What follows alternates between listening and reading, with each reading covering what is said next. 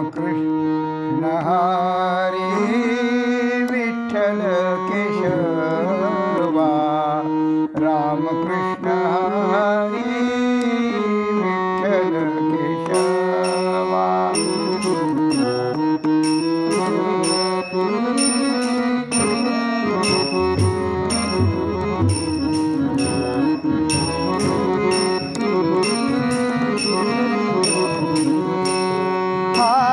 रामकृष्ण हरी विठ्ठल केशवा, रामकृष्ण हरी विठ्ठल केशवा।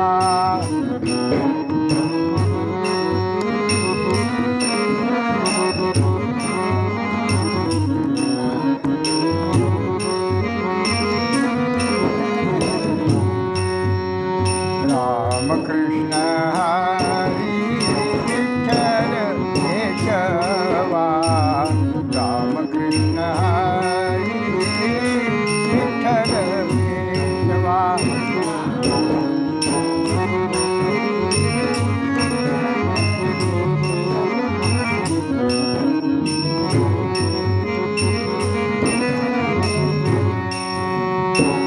रामकृष्ण हरी विठ्ठल केशवा,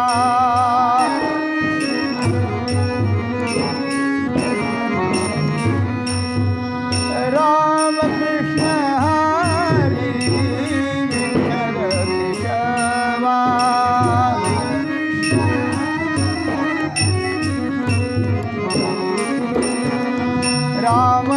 रामकृष्ण हरी विठ्ठल केशवा,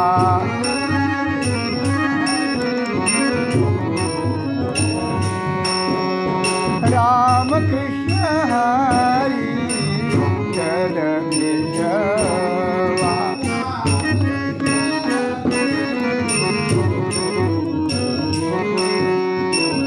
रामकृष्ण हरी विठ्ठल केशवा, रामकृष्ण हरी विठ्ठल केशवा।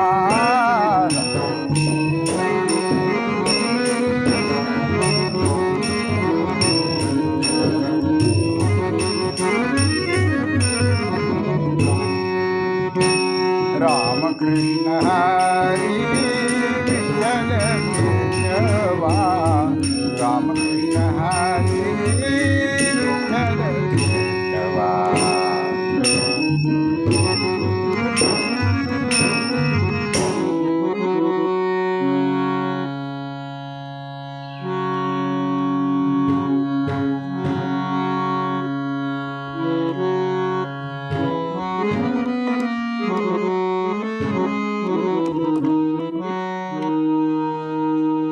सुखे होतो कोठे घेतली सुटी, सुखे होतो कोठे घेतली सुटी।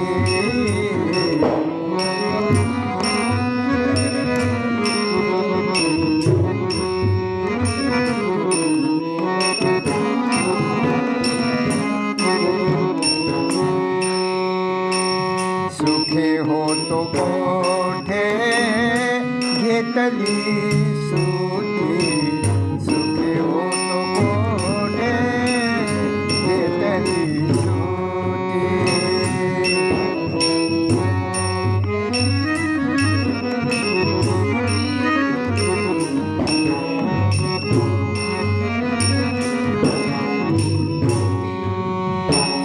बांधविला गळा आपुले हाती,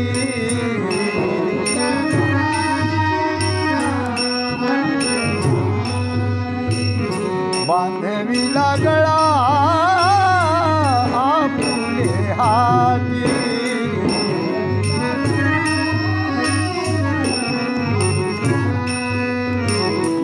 काय करू बहु गुंतलो आता, काय करू बहु गुंतलो आता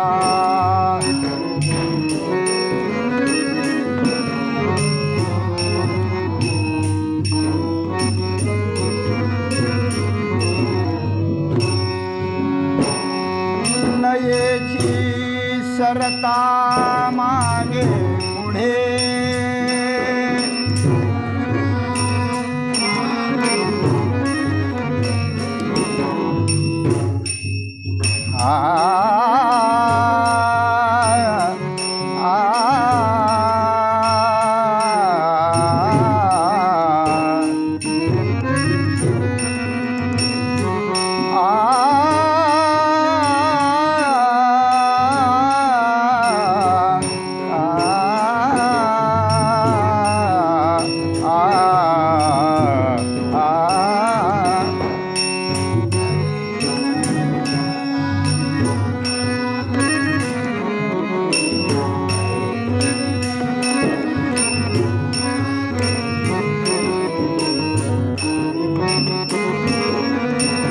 गुंतलो आता काय करू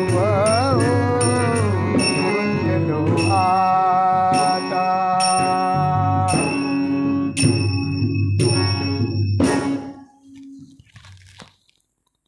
नमामि सद्गुरुं शान्तं सच्चिदानंद विग्रहं पूर्ण ब्रह्मपरानंदम ईशमानंदी वल्लभम. सेवे लागी सेवक झालो तुमच्या लागलो निजचरणा. अहो स्वामी तुकया देवा यावरी न करावा अवेर. सहज लीळे उदकी वया तुम्ही रक्षिलिया निजसत्ते. अहो स्वामी तुकया देवा यावरी न करावा अवेर.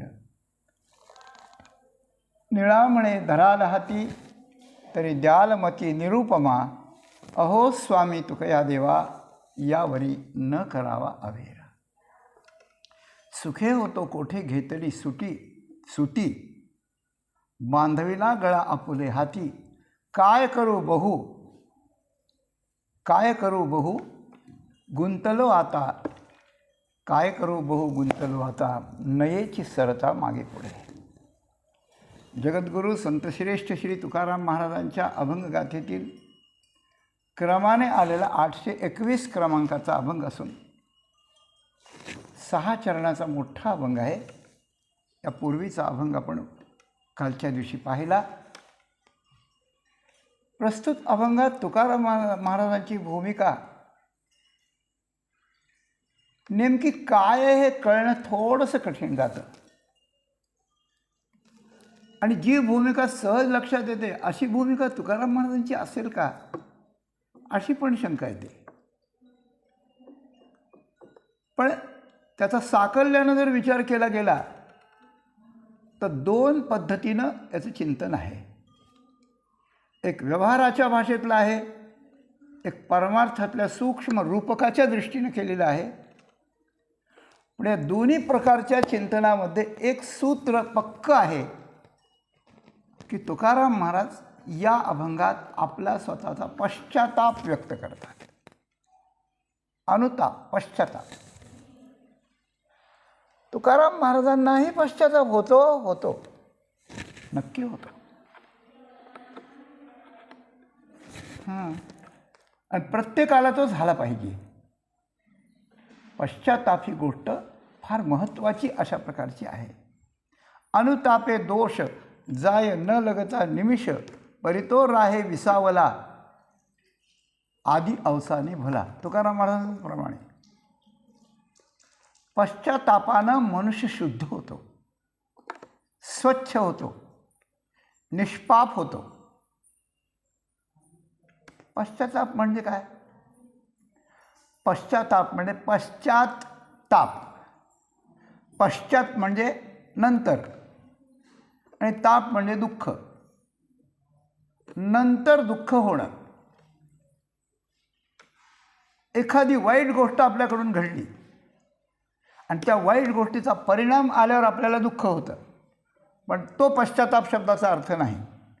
पश्चाताप शब्दाचा अर्थ असा आहे की आपल्याकडून काही घडलं आहे नको ते, आणि त्यामुळे असा परिणाम आपल्याला येतोय किंवा येणार आहे, तो परिणाम येण्याच्या अगोदर आतून आपल्यालाच पश्चाताप म्हणजे दुःख वाटलं पाहिजे की अरे अरे मी हे फार चूक केली, मी हा फार मूर्खपणा केला, माझ्याकडून मोठा प्रमाद घडला. मग तो कोणाचा अपमान असेल, कोणाचं नुकसान असेल, कोणाची हत्या असेल, काही असेल, जी गोष्ट शास्त्राला, संतांना, समाजाला मान्य नाही, ज्यांनी निंद्यते जे आहे ते सगळं काही असेल, तर हे माझ्याकडून फार वाईट घडलं आहे, याचा चटका हृदयाला त्या ठिकाणी जेव्हा चरकून बसतो आणि त्यासाठी आपल्याला काही गोड लागत नाही, झोप येत नाही, जेवण गोड लागत नाही, त्याचं प्रायश्चित्त करावं वाटतं, कोणाला तरी जाऊन विचारावं वाटतं, अशी उलघाल अशा प्रकारची ही जी उलघाल आहे, हे जे दुःख आहे, हे जी तडपण आहे, जी वेदना आहे, जी यातना आहे, ही यातना पश्चातापाची यातना आहे. परिणाम आल्यावर ज्याच्यापेक्षा जास्त दुःख होईल हा भाग वेगळा, पण त्या दुःखाला अर्थ नाही, त्या दुःखाने हे केलेली घटना मागे जात नाही. पण पश्चाताप जर झाला तर मग मात्र आपले दोष निवृत्त अशा प्रकारचे होतात. म्हणून पश्चाताप जरूर व्हावा. आणि पश्चाताप केव्हा होतो? दुसऱ्याच्या चुकीचा आपल्याला होत नाही, आपली चूकही आपल्याला जेव्हा कळत नाही, दिसत नाही आणि दुसऱ्याने सांगितली तरी पटत नाही, नाही नाही माझंच बरोबर होतं, मी केलं तेच योग्य होतं, अशी भूमिका असेल तर पश्चाताप कधीच होत नाही. आणि मग ज्या घटना मी बरोबर केलं असं म्हणत असताना ज्या चुकीच्या घडत असतात त्याचे परिणाम भयानक दुःखाच्या डोंगराच्या रूपाने आपल्यावर कोसळत असतात. ही गोष्ट आपण अनेक जन्मात अनुभवली, आज अनुभवतोय, पुढे अनुभवणार आहेत. पण ही गोष्ट इतकी बारीक, इतकी महत्त्वाची आणि इतकी भयानक परिणामकारी आहे, ही गोष्ट सांगायला आपल्याला तुकाराम महाराज पाहिजेत. ही गोष्ट आहे, ऐका. म्हणून कुणाला पश्चाताप व्हावा, कशाचा व्हावा, किती व्हावा, कसा व्हावा, ही गोष्ट महत्त्वाची आहे, महत्त्वाची गोष्ट आहे ही. पश्चाताप म्हणजे शुद्धीकरण आहे. प्रायश्चित्त काय आहे हो? याचं प्रायश्चित्त करावं. अमुक आपल्याकडून एक चूक घडली, मग काय करावं? 12 वर्षे वनात जायचं, तीर्थयात्रा करायची. अर्जुनाकडून घडलं होतं, करार केला होता की द्रौपदी कोणत्याही पतीच्या समवेत एकांतात असताना तिथं दुसऱ्या पांडवांनी जायचं नाही. आणि एका ब्राह्मणाच्या गायी पळवून नेल्या चोरांनी आणि त्याचं रक्षण करण्याकरता अर्जुनानं हा नियम मोडला आणि ते शस्त्र घेऊन गेला. आणि नंतर त्यांनी सांगितलं की माझ्याकडून नियम चुकला आहे, मी आता 12 वर्षे निघून जातो. निघून गेला, 12 वर्षे निघून गेला. तर आपण केलेल्या चुकीचं मार्जन होण्याकरता, म्हणजे आपली चूक दुरुस्त होण्याकरता शास्त्रानं जे सांगितलं त्याचं नाव आहे प्रायश्चित्त. आणि प्रायश्चित्त हे असतं याच्याकरता काय? शुद्धीकरणाकरता. तो दोष, ते प्रायश्चित्त केलं की तो दोष निघून जातो. पण त्या दोषाचा भयंकर परिणाम जो येणार असतो, तो परिणाम या प्रायश्चित्ताच्या कष्टापेक्षा 100 पटीनं जास्त असतो. म्हणून प्रायश्चित्त परवडणार असतं. आणि पश्चाताप ज्याला होतं त्याने प्रायश्चित्त करावं. किंबहुना शास्त्रकारांनी सांगितलं की पश्चाताप हेच मोठं प्रायश्चित्त आहे, बडं प्रायश्चित्त आहे पश्चाताप. अनुतापे दोष जाय न लगता निमिष. अनुतापाने दोष, पण तो घडलं काय, तो अनुताप किती आहे, त्याच्याकरता आपण काय काय सोडलं आहे, आपल्याला त्याचा किती चटका लागला आहे, हे सगळं तारतम्यावर असतं. खूप वाईट गोष्ट घडली, हां माझ्याकडून घडलं बाबा, मग काय आता माफी मागत होईल म्हणजे झालं काम. हां, सचिवालयात एकदा माफी मागितली म्हणजे सगळं मिटतं, तसं हे मिटणारं नसतं, अशी गोष्ट आहे. म्हणून पश्चातापाची गोष्ट आहे. आणि तुकाराम महाराजांच्या वक्तव्याची किंबहुना अभंग निर्माणाची ही एक विशेषता आहे की अनेक वेळा ते इतके उंच आकाशात असतात की आपल्याला त्यांची उंची कळत नाही, दिसत नाही.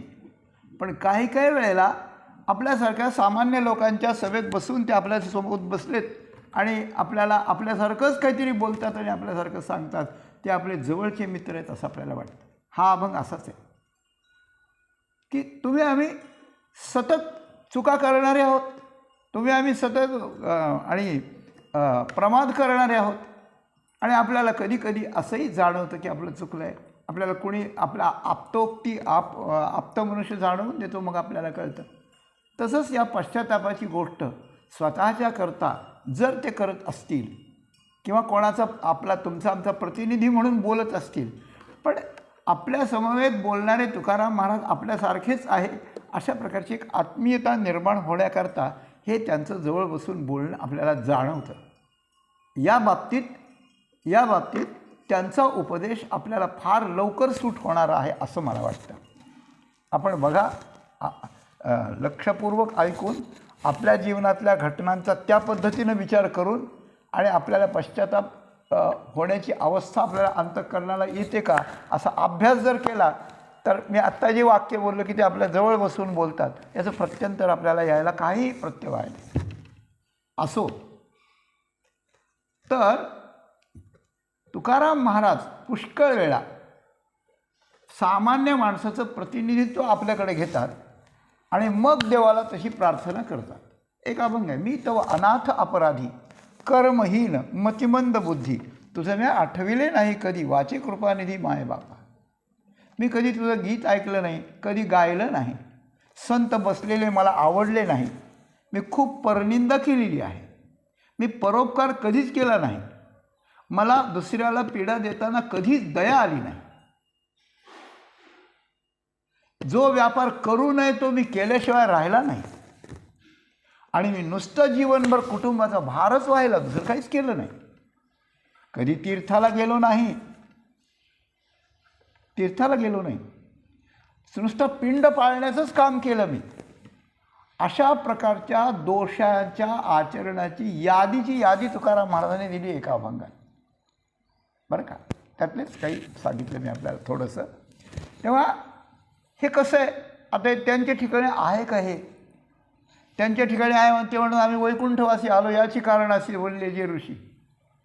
हां, तुका म्हणे आम्ही विधीचे जनिते स्वयंभू आई ते केले नवो, हे वचन कुठे ठेवावे. तर सामान्य माणसाला ज्या वेळेला पश्चाताप होतो, ज्या वेळेला आपल्या चुका कळायला लागतात, त्यावेळेला तुकाराम महाराजांचा हा अभंग म्हणजे त्याला संजीवनी असते.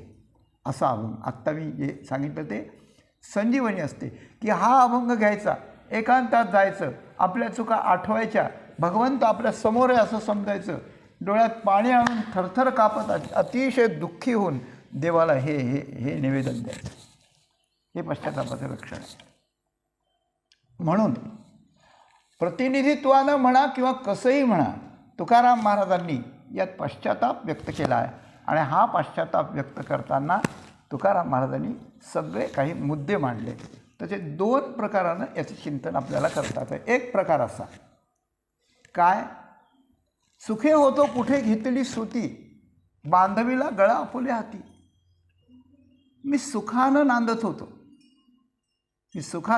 होतो, पण काय मला अवदसा आठवली कोणाला माहिती.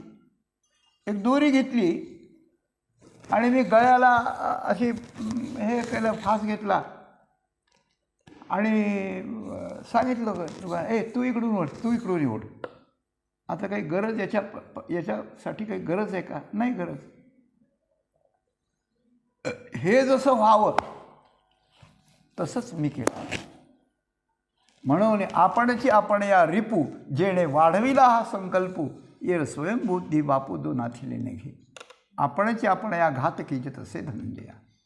संतांनी टाहो फोडून हात उभारून आपल्याला सांगितलं आहे की आपल्याला जे जे दुःख होतं, संसाराचं होतं, देहाचं होतं, परिवाराकडून होतं, शेजाऱ्याकडून होतं, सरकारकडून होतं, जे ज्याच्याकडून जे जितकं दुःख होत असेल त्या दुःखाला 100% 100% आपण जबाबदार आहोत. हा सिक्का आहे, पक्का आहे, यात काही शंका नाही. याबद्दल शंका काही विचारा, त्याचं उत्तर आहे बरोबर आहे. कधीतरी त्याला आपण जबाबदार आहोत.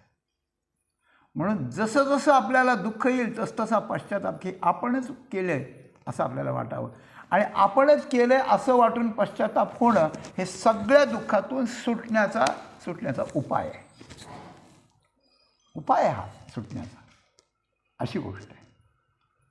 तात्पर्य असं की मी कुठे सुखात होतो, मला कुठे सुचलं हे अशा प्रकारचं खाता पिता मला काय आठवलं आणि मी घेतला, दोरी घेतली आणि गळ्याला लावली, गळा बांधून घेतला. काय करू? गळा बांधेपर्यंत लक्षात आलं असतं तर जमलं असतं, पण गळा बांधून एकदा गळ्याला त्या आवळल्यानंतर, फास घेतल्यानंतर काय करू?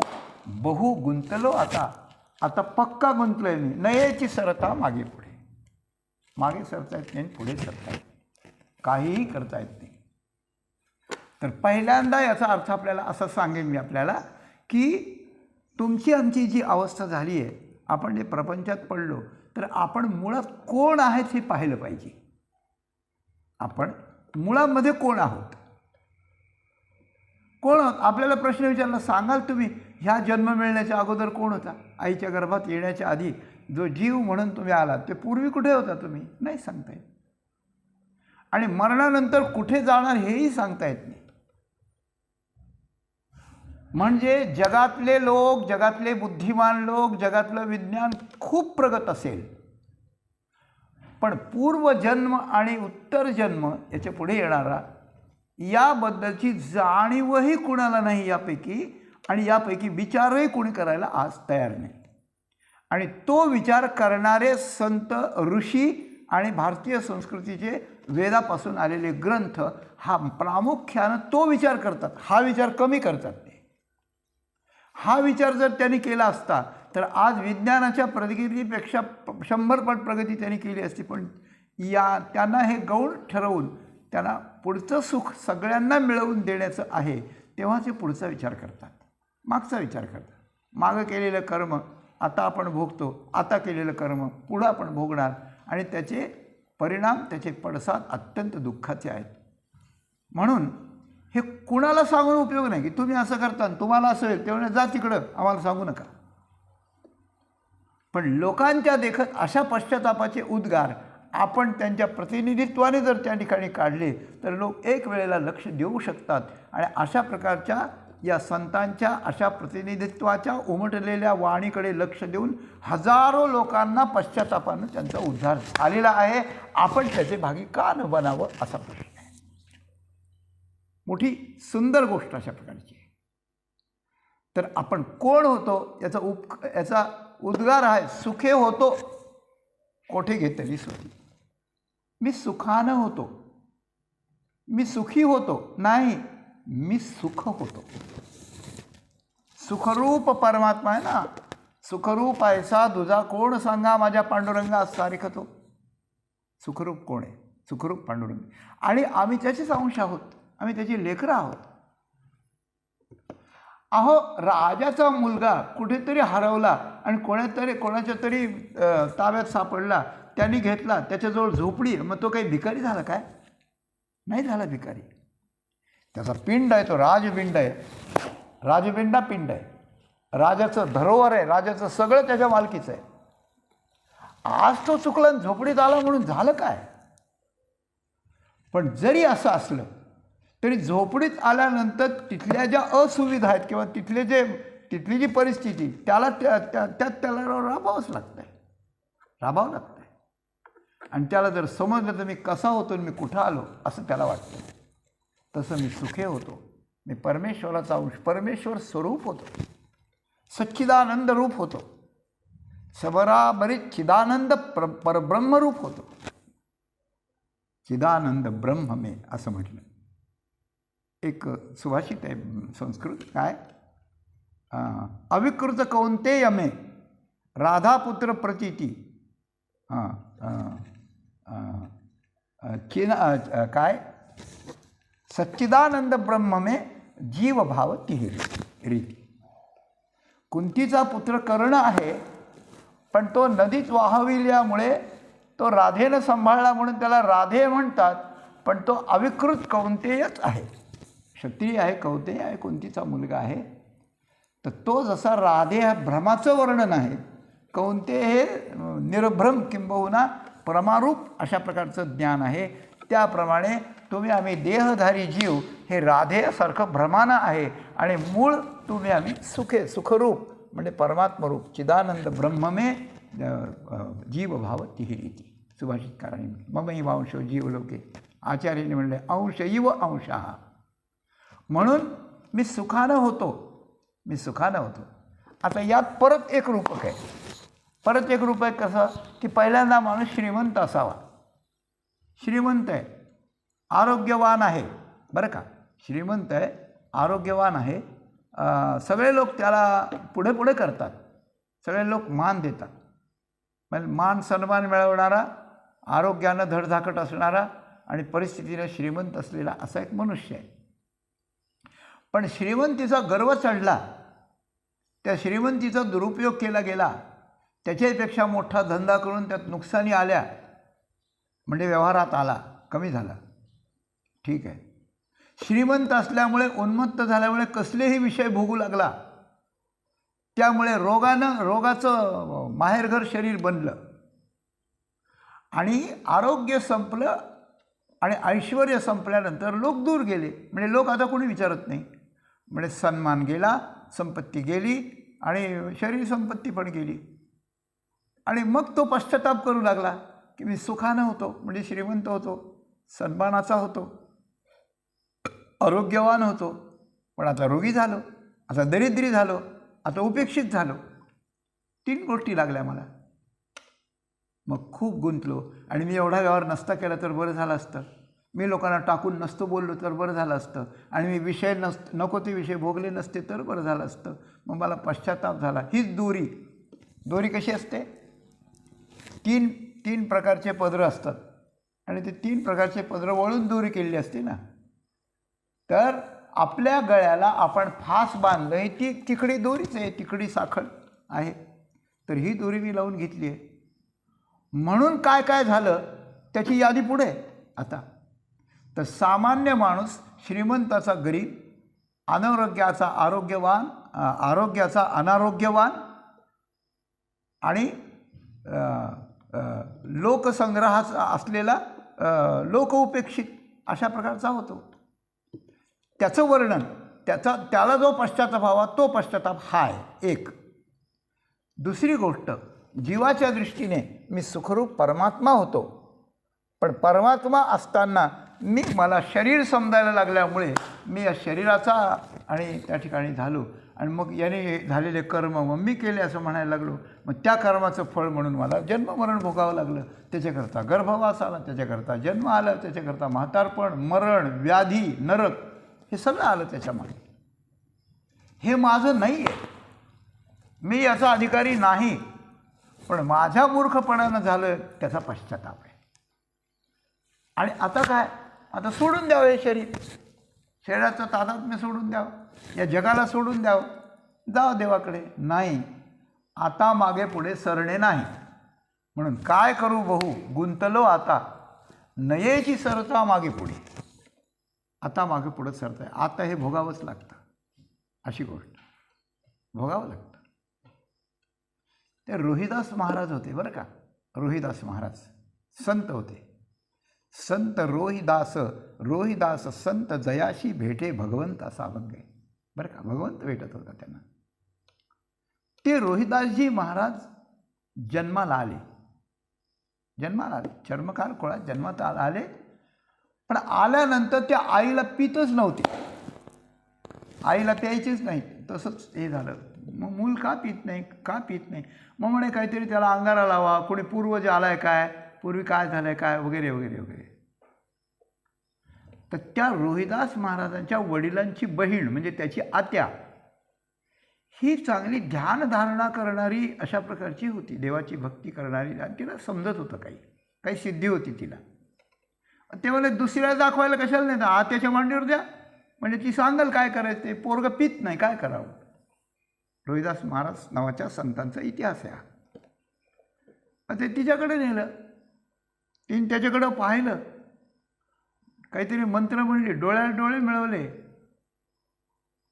आणि तिने विचारलं काय झालं, प्यायला नको वाटतं, अपवित्र वाटतं. आणि जोड्याकडं पाहायला कसं बरं वाटलं, जोडा कसा घालावा वाटला. जोडा जर घालावा वाटला तर आता जोडे खावं लागतील, आता प्यावं लागल, आता गुपचीप प्यायला सुरुवात करा असं तिने सांगितलं. आणि पोरगे प्यायला लागले. काय यात सगळ्यांनी विचारलं तिला, त्या आत्याला, की आता हे काय. तेव्हा तिनं सांगितलं की पूर्वजन्मात हे मोठे विद्वान होते, पंडित होते, चांगले होते, व्यवस्थित. आणि गंमत अशी झाली, यांचं वय झालं. आणि वय झाल्यानंतर त्यांच्या मुलानं एका उत्कृष्ट कारागिराकडून खास त्यांच्याकडं जोडा बांधून आणला. आता जे हे रेडीमेड पायथन मिळतं तसं त्यावेळेस मिळत नव्हतं. खास वस्तू असली तर ती ऑर्डर द्यायची, माप द्यायचं, मग ते त्याने त्या मापाचं तयार करायचं. ते खास असा कर वाजणारं जोडे असायचे पूर्वी. ऐश्वर्याचं लक्षण होतं जोडे घालणं म्हणजे. म्हातारपणामध्ये असं शेवटी असं दुमडलेलं असायचं आणि मागे मोकळंच असायचं, असं ते जोडे असायचे. तेव्हा एक जोडा करून आणला आणि तो जोडा कोनाड्यात पुढे ठेवला होता म्हणे. आणि हे आपल्या बेडवर पडलेले होते. त्या आत्याने सांगायला सुरुवात केली. आजारी होते आणि अंत्यवस्थ झाले शेवटी. आणि शेवटी त्यांचा प्राण जाण्याच्या वेळेला त्यांची जोड्यावर दृष्टी गेली आणि त्यांच्या मनात वासना निर्माण केली की झाली की अरे अरे अरे मला आता मरण यायला लागलं, मला जोडा घालायचा तसाच राहून गेला, हा जोडा वापरायचा तसाच राहून गेला.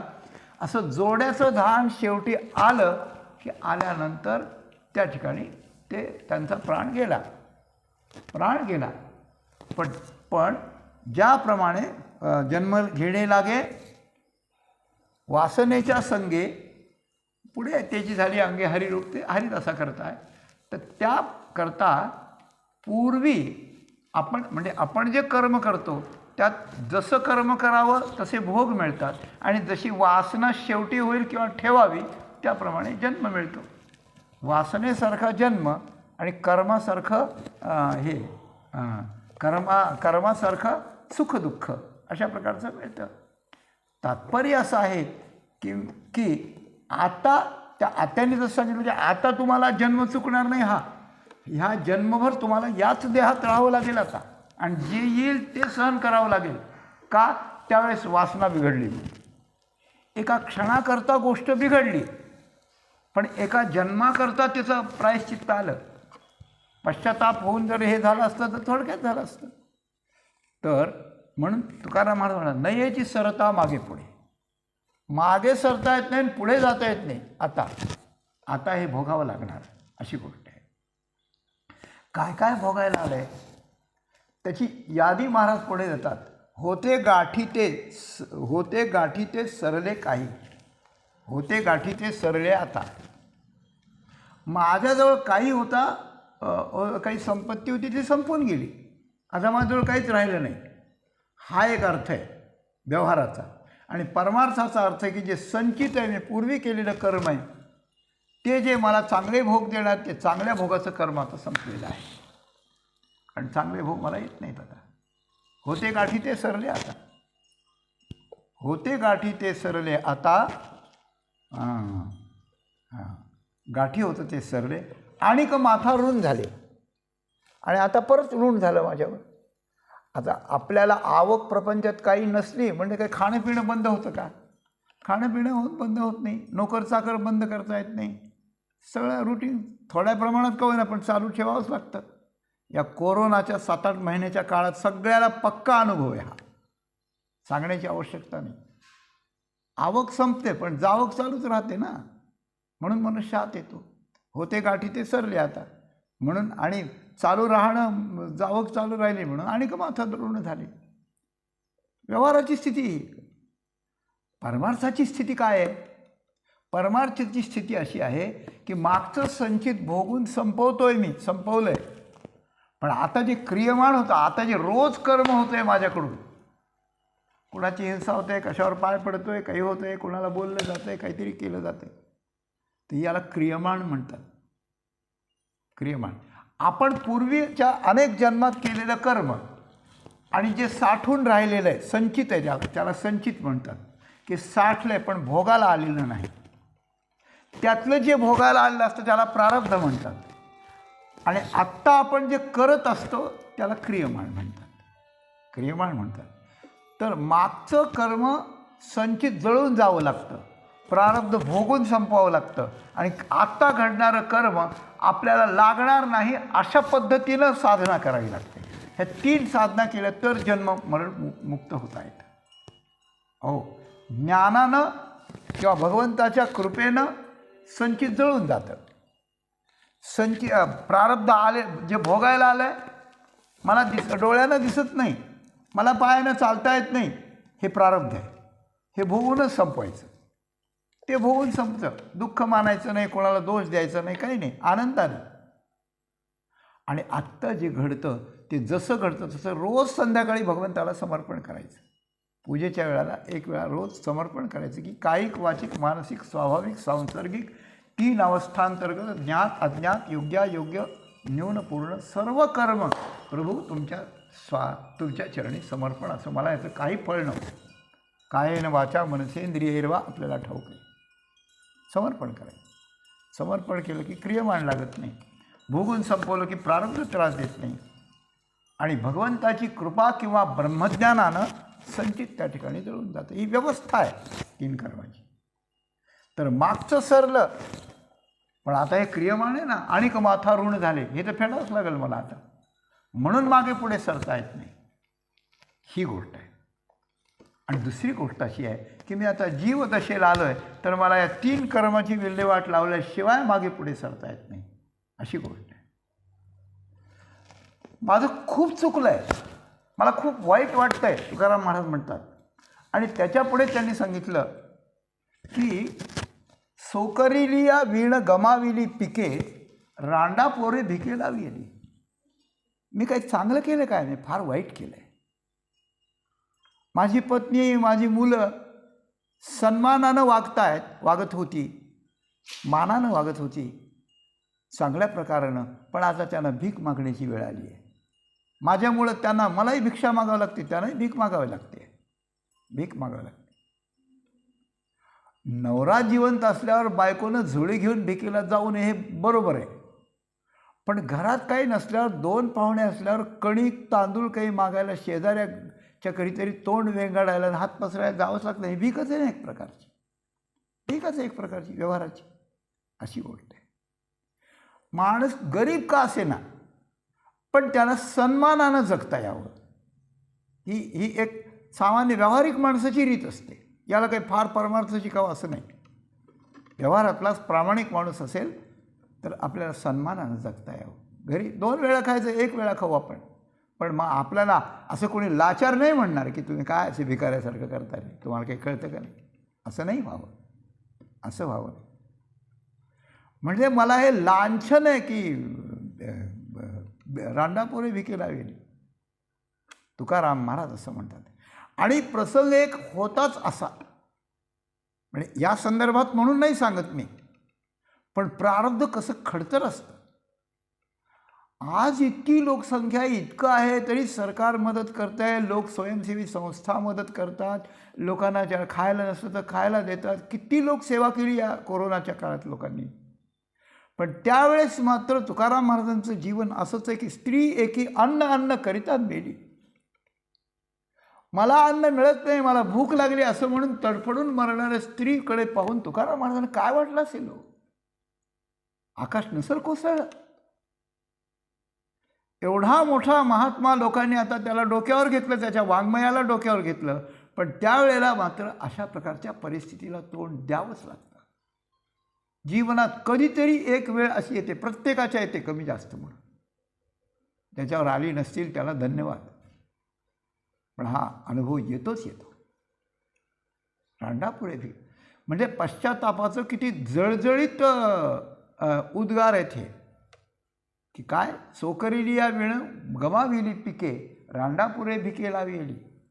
ज्या वेळेला आपला धंदा असतो, ज्या वेळेला आपला काही शेती वगैरे असते, ज्या वेळेला काही व्यवसाय असतो, त्यावेळेला माणूस घरमिंडी जातो, जा रे ते तेवढं कर, जा रे तेवढं कर, धंद्यात नीट लक्ष देत नाही. मिळतं आहे, येतं आहे, जातं आहे, आराम घेतो.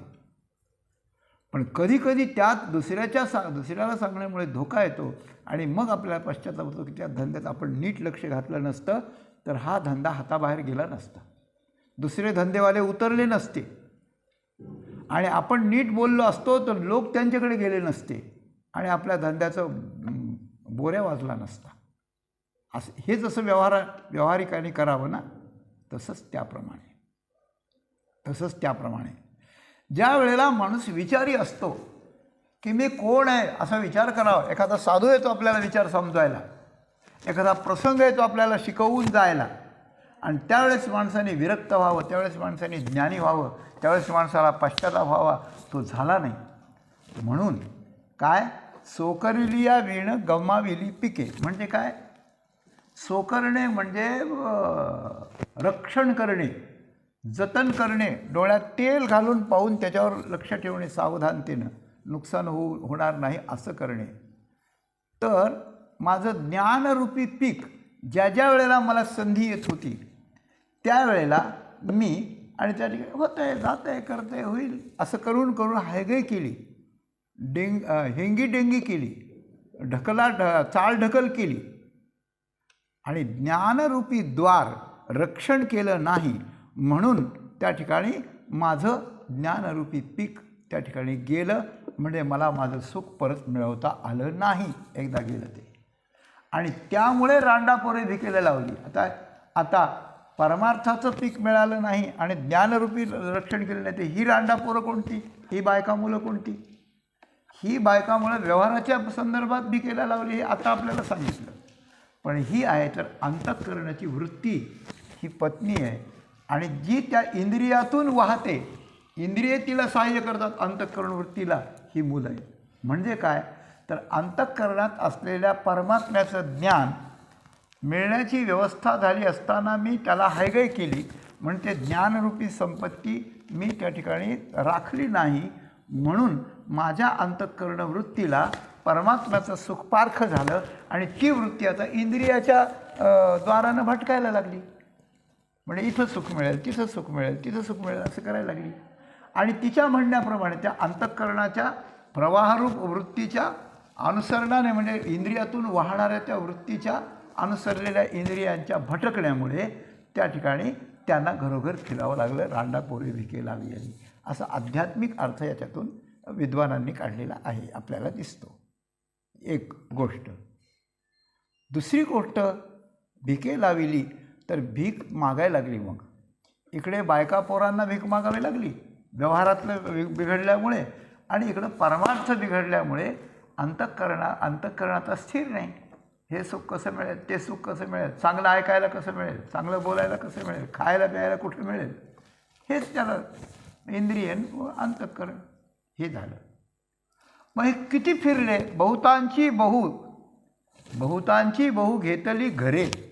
पुढे 5व्या चरणात महाराज म्हणतात की ही इंद्रिय प्रत्येक दारात हिंडलं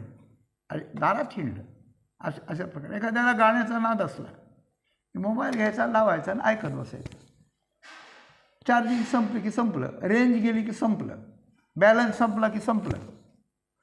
पराधीन इंद्रिय आणि अंतःकरण ज्या ज्या विषयांच्या मध्ये मुळे होतं ते त्याला त्याच्या विषयाच्या दारात इंद्रिय आणि अंतःकरणी ही रांडापुरे भीक मागायला जातात, असा तुकाराम महाराजांचा बोलण्याचा रोख असावा, अशी गोष्ट आहे. म्हणून बहुतांची बहुघरे घेतली. अनेक विषय, एकेका विषयात, पंचविषयच, शब्द स्पर्श रूप रसगंध आणि ज्ञानेंद्रिय त्याला विषय करणारी, आणि अंतःकरण त्याच्यातून हे मला पाहिजे असं पाहणारे आहे. आणि त्या विषयात अनंत प्रकार आहेत. एका संगीतात लावण्या वगैरे तमोगुणी प्रकार आहेत, भावगीतं वगैरे रजोगुणी प्रकार आहेत, अभंग, ओव्या, श्लोक वगैरे हे जर गायले तर ते सत्वगुणी प्रकार आहेत. प्रत्येक विषयात अनंत प्रकार आहेत. म्हणून बहुविषयांची बहुघरे, हे अंतःकरण वृत्तीने इंद्रिय फिरले. बहुतांची बहुत घरे, बहुतांची बहुत घेतली बहुत घरे. बहुत ठिकाणी त्या ठिकाणी गेलो, न पडे पुरे काही एक. पण या इंद्रियांचं कधी पोट भरलंच नाही अंतःकरण कधी शांत झालंच नाही आणि यांना समाधान खरं लावलंच नाही. जिकडं समाधान आहे ती जागाच चुकली, समाधान झालं नाही. म्हणजे एकीकडून व्यवहाराच्या बाबतीत वागणं आणि आचरण चुकलेला माणूस जसा सन्मानाचा अपमानित होऊन, आरोग्याचा अनारोग्य बनून आणि श्रीमंताचा दरिद्री बनून कफल्लक बनतो, यक्कश्चित बनतो, भिकारी बनतो आणि विचारी असला तर पश्चाताप करतो. तो पश्चाताप चांगलाच आहे, पुन्हा त्याचा नंतर उपयोग होईल. आणि आध्यात्मिक साधक मी परमात्म सुखात होतो आणि तिथून हा कर्माचा विकाराचा गळा माझा बांधला गेला म्हणून मी आलो आणि या रूपकात ते रूपक बरोबर फिट बसवून तुकाराम महाराजांनी आध्यात्मिक अवनती आणि व्यावहारिक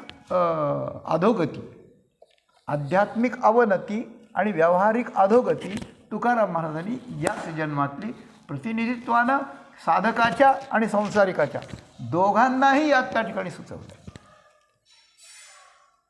याचा शेवट काय, याचा शेवटचा निर्णय काय, निष्कर्ष काय याचा? प्रबंधाचा जसा निष्कर्ष असतो तसा अभंग म्हणजे एक प्रबंधच आहे प्रत्येक अभंग. याचा निष्कर्ष काय? याचा निष्कर्ष असा, तुका म्हणे काही काय न धरावी आस.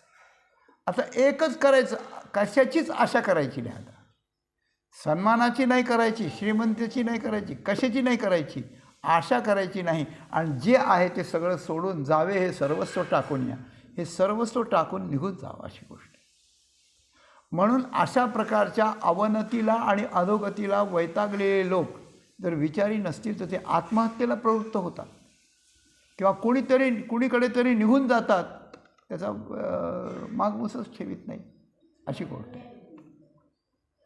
तेव्हा हे असं आहे. आणि साधकाच्या दृष्टीने पाहिलं तर मनुष्य एक एक कर्माची व्यवस्था लावून प्रपंचातलं मन सगळं काढून घेऊन देवाकडं सगळं मन लावून त्याची भक्ती करायला लागतो, त्याचं प्रेम धारण करायला लागतो, त्याच्या ज्ञानाच्या मागे लागतो आणि मग याच्यातून हळूहळू सुटतो. तर आता ज्याच्यामुळे हे झालं आहे त्या कशाची आशाच करायची नाही, श्रीमंतीची आशा करायची नाही आणि गरिबीचंही दुःख मानायचं नाही, आरोग्याची आशा करायची नाही, रोगाचं दुःख मानायचं नाही, सन्मानाची आशा करायची नाही, अपमानाचं दुःख मानायचं नाही. ह्या परस्पर विरोध तीन म्हणजे या 6 गोष्टींचा असा अनुकूल किंवा आत्मत्वानं हा विचार आहे, ज्याच्यातूनच या आपल्याला त्या ठिकाणी सुटता येईल. तर सामान्य माणसानं पूर्वीच्या झालेल्या चुकांचा विचार करावा, पश्चाताप करावा आणि तसं चूक आपल्याकडून कधीही होणार नाही याबद्दल आपण सावध राहावं. हा सामान्य माणसाला उपदेश आहे याच्यातून. आणि साधकाला उपदेश आहे की हा संपूर्ण संसार दुःखाचा आणि जन्ममरण दुःख भोगविणार आहे, याच्यातली आशा काढून सगळं मन रात्रंदिवस भगवंताकडे त्या ठिकाणी लावा, म्हणजे तुमचं कल्याण होईल असं आपल्याला चिंतन करता येतं. आणि हे कशानं होतं तर याचं मूळ सूत्र या अभंगाचं आहे की पश्चाताप. सुरुवातीला आपण बोललो होतो कुणाला व्हावा, कधी व्हावा, कसा व्हावा. कुणालाही व्हावा जो दुःखी आहे त्याला. कसा व्हावा, असा व्हावा. केव्हा व्हावा, आपण जेव्हा विचार करू तेव्हा होईल ना, म्हणून विचार करावा आपल्याच. कारण आपल्या चुका दुसऱ्याने कितीही दाखवल्या आणि ग्रंथात कितीही लिहिलेल्या असल्या तरी आपल्या चुकाबद्दल आपल्याला चटका चिमटा बसल्याशिवाय आपल्याला त्याच्यातून सुटका नाही, हे 100% लक्षात ठेवायचं. आणि जर त्या चुकाच्या परिमाणाप्रमाणे त्याच्या मानानं जर पश्चाताप झाला आणि पश्चातापानं त्या चुकाची दखल दुरुस्ती करता जर घेतली गेली तर त्या सगळ्या चुका सपाट होऊन मनुष्य नित्य शुद्ध मुक्त बद्ध, नित्य शुद्ध बुद्ध मुक्त अशा प्रकारचा परमात्माच बनून जातो. याकरता एक ज्वलंत एक सुंदर उदाहरण आपल्याला थोडक्यात सांगतो. आपल्याला माहीत असेल रामचरित मानस नावाचा जो रसाळ रामकथा ज्यांच्या वाणीतून आणि लेखणीतून उतरते अशा प्रकारचे गोस्वामीजी तुलसीदासजी महाराज. संपूर्ण जगात त्यांचा प्रभाव आहे. भगवान रामांची भक्ती त्यांना आली. पण रामाची भक्ती काही सुरुवातीपासून नव्हती. सुरुवातीपासून भक्ती नव्हती.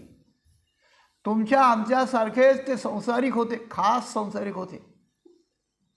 संसारिक होते. अतिशय पत्नीची आसक्ती त्यांना होती. विवाह झाल्यापासून बाहेर जाणंच जणू काही कोरोनानेच त्यांना घरात बसवले असे होतं. जायचीच नाही. पुष्कळ दिवस झाले म्हणजे एकदा पत्नीला वाटलं माहेरी जाऊन यावं.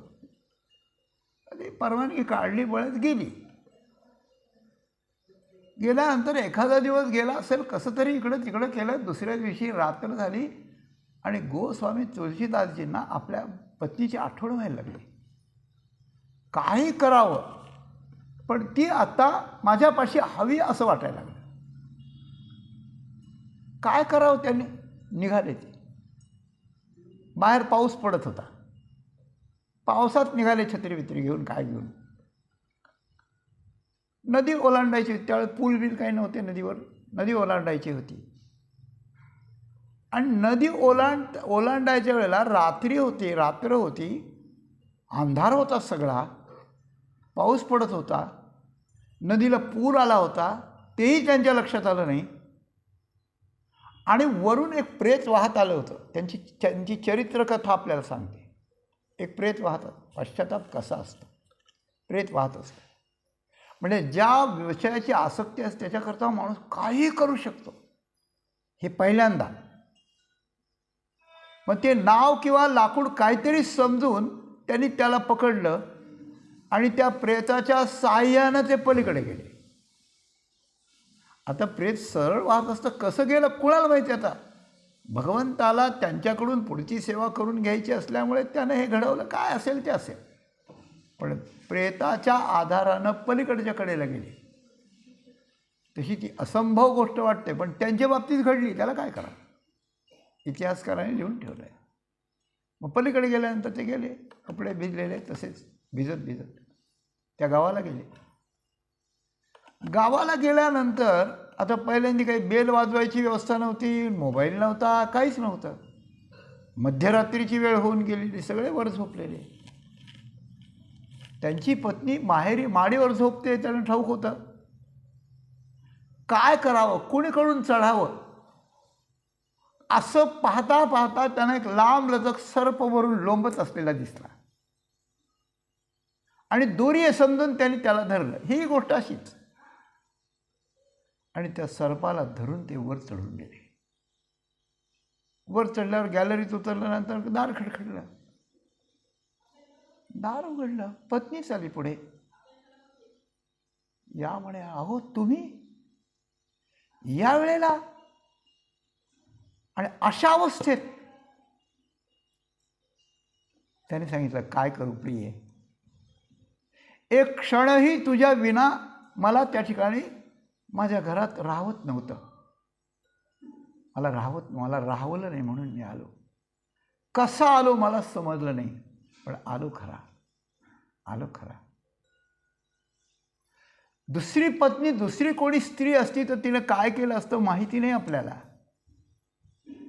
पण गोस्वामी तुलसीदासजींच्या भाग्यानं एक साध्वी स्त्री त्यांच्या पदरात होती आणि तिनं एक वाक्याचा उपदेश केला आणि पूर्ण गोस्वामीजींचं जीवन बदललं. एक वाक्य. जितनी प्रीति आप हम पर करते हैं, इसके आधी प्रीति यदि भगवान राम जी के ऊपर आप करें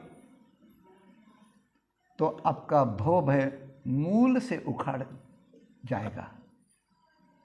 माझ्यावर तुम्ही प्रेम केलं, नदी उतरून कसे आले, चढून कसे आले, किती जीवाला धोका होता, झाला नाही ही प्लस बाजू आहे सोडा, पण कधीच होत नसतो असं नसतं. हे केवळ तुम्ही माझ्यावरच्या प्रेमानं केलं ना. अरे इतकं प्रेम देवावर करावं लागत नाही. तुम्ही रामावर याचं अर्ध प्रेम अर्ध्याचं अर्ध जरी केलं तरी राम तुम्हाला या या भवाच्या भयातून, या भवनदीतून बाहेर काढून गेली. ही नदी काय घेऊन बसणार, बाहेर काढली. ते शब्द गोस्वामीजीच्या जिव्हारी लागले आणि पुढचा शब्द ते बोललेच नाहीत. एक क्षणही तिथे थांबले नाहीत. हे पश्चातापाचं लक्षण आहे. अगोदर ठेवलेली वासना, ठेवलेली आसक्ती, त्याकरता घेतलेले निर्णय, हे सगळे एकाच या उपदेशानं आणि पश्चातापानं तो उपदेशाच्या ग्रहणा क्षणात जळून खाक झाले आणि हिम्मत करून ते ताबडतोब निघाले. पश्चाताप म्हणजे वाईट वाटण्यापासून सुरू होतं. पश्चाताप दुःख होण्यापासून, मनाला दुःख होण्यापासून सुरू होतो. पण त्याची पुढची प्रोसिजर अशीच आहे ना, काहीतरी केलं पाहिजे त्याच्याकरता. तसेच निघाले आणि तेथेच हरिद्वारला गेले.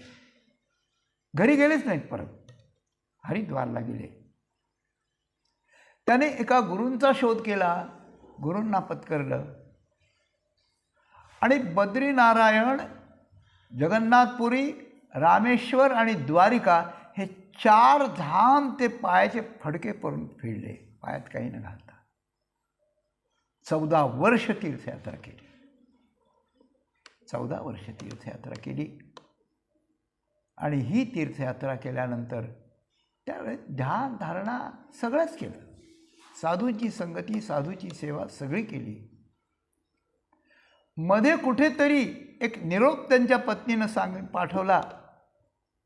त्यांच्या पत्नीनं निरोप अशा प्रकारचा पाठवला की महाराज, आपण गेलात खरे, पण राम भजनात जर तुमचा वेळ कटत असेल, ज्याप्रमाणे आपल्या कमरेची करधनी आपल्या कमरेला फिट बसवलेली असते, आपण जातो तिथे ती येते, त्याप्रमाणे आपण आयुष्याचा समय जिथे जातो, जे बोलतो, जे करतो, तिथे जात असताना, काही करीत असताना रामभक्तीचं अनुसंधान जर अनुस्यूत असेल, अतूट असेल, अखंड असेल, तैल धारावत असेल, ज्याचं त्याला या भवाची, या जन्ममरणाची काळजी करण्याचं काही भय नाही, अजिबात भय नाही. आणि ते जर नसेल तर मग मात्र आहे. त्याने उत्तर पाठवलं होतं की आमचा सगळा वेळ रामचंद्रांच्या अनुसंधानात आणि नामभजनात त्या ठिकाणी जातो, आनंदात जातो, आणि आम्ही त्या रामाचा रस चाखून आता मोकळे झालो आहोत. हे प्रश्न उत्तर, नवरा बायकोचे फोन काय काय होतात ते मला माहीत नाही, तुम्हाला माहिती असलं तर असू द्या, पण यांचा फोन हे असा आहे. मग ते 14 वर्षांनी पुढे यायला निघाले तर योगायोगानं आपल्या सासूरवाडीच्या घरी आले.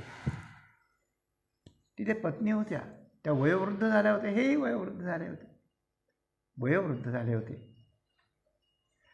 तेव्हा त्यावेळेला त्यांच्या पत्नीनं म्हटलं की मी सांगितल्यानंतर तुम्ही गेलात, तुम्ही तुमचं कल्याण करून घेतलं, पण मी मात्र या मायाजाळातच राहते. उपदेशक बोलतोय उपदेश्याला, बरं का, मी मात्र या मायाजाळात राहिले. मी जर तुमच्याजवळ बरोबर आले असते तर माझंही रघुनाथ प्रीतीत आयुष्य गेलं असतं. आणि आता मी विचार असाच करते की तुमची सेवा करावी. हे जेव्हा त्याने ऐकलं तेव्हा डोळा चुकवून कोणालाही न सांगता ते घरातून परत निघून गेले, परत कोणाला दिसले नाहीत. अशी गोष्ट. तेव्हा पश्चाताप हा किती जळजळीत असावा लागतो. अशा जळजळीत पश्चातापाला उपदेश कोणाचाही चालतो.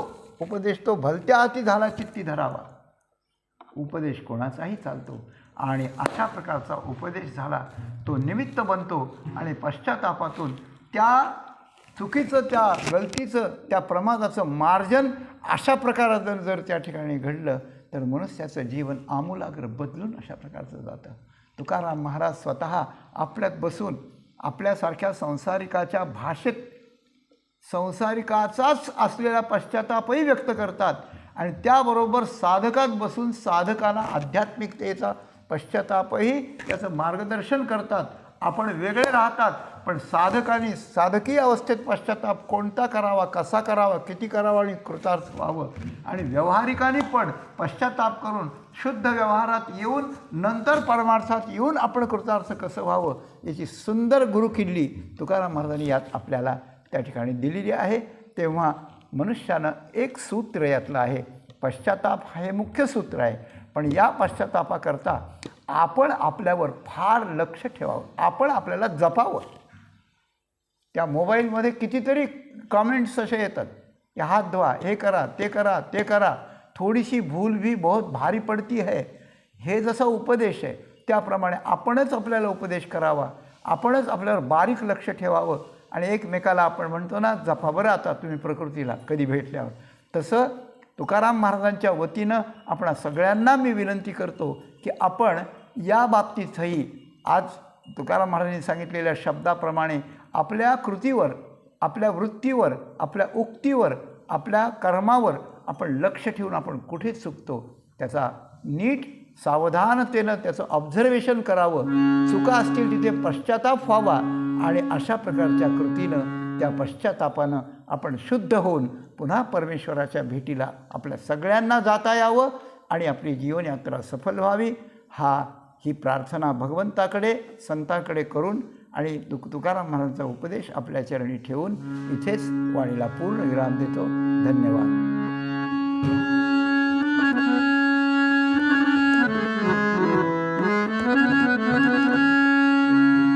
तुका म्हणे काही न धरावी आस, तुका म्हणे काही न धरावी आस.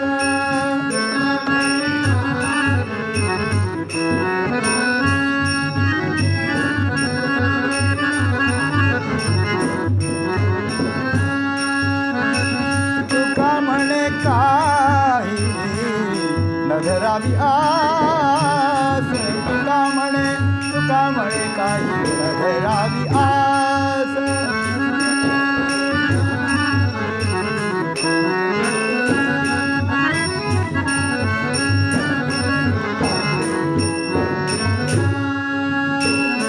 जावे हे सर्वस्व टाको दिया, जावे हे सर्वस्व टाको दिया. काय करू बहु गुंतलो आता, काय करू बहु गुंतलो आता.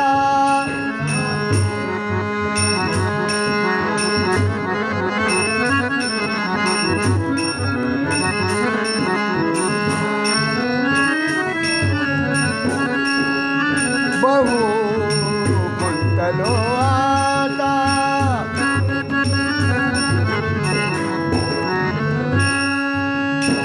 नयेची सरता मागे पुढे, नयेची सरता, नयेची सरता मागे पुढे.